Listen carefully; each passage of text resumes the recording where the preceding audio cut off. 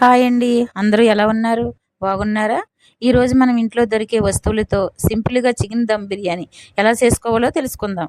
అలాగే బ్యాచిలర్స్ కూడా ఇది చాలా సులభంగా చేసుకోవచ్చు.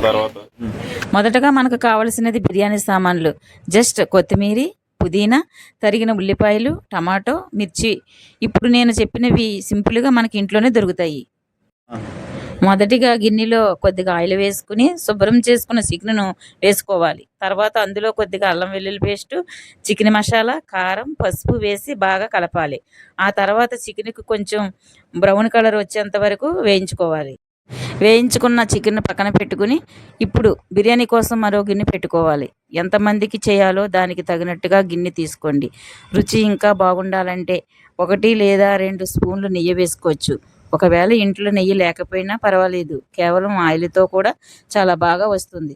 తర్వాత తర్వాత ముందుగా బిర్యానీ సామాన్లు వేసుకుని కొద్దిసేపు వేయించుకోవాలి. బిర్యానీ సామాన్లు కొంచెం వేగిన తర్వాత పచ్చిమిర్చి, ఉల్లిపాయలు వేసి 1 నిమిషం పాటు వేయించుకోవాలి. తర్వాత టమాటాలు, క్యారెట్ వేసి బాగా కలపాలి.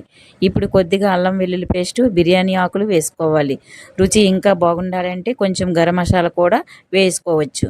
గరం మసాలా ఇంట్లోనే తయారు చేయాలంటే ధనియాలు, జీలకర్ర, లవంగాలు, యాలకులు, దాల్చిన చెక్క వంటి వాటిని వేయించి మిక్సీ పట్టుకుంటే సరిపోతుంది.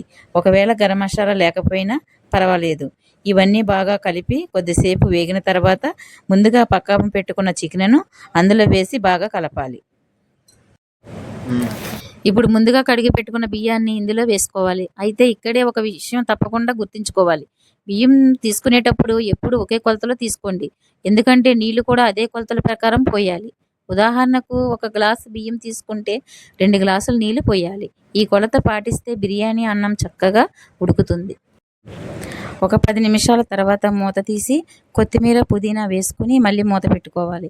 ఇప్పుడు మొత్తం ఉడికి దగ్గరికి వచ్చే వరకు ఉంచి దింపేసుకుంటే గుమగుమలాడే village style chicken dum biryani ready.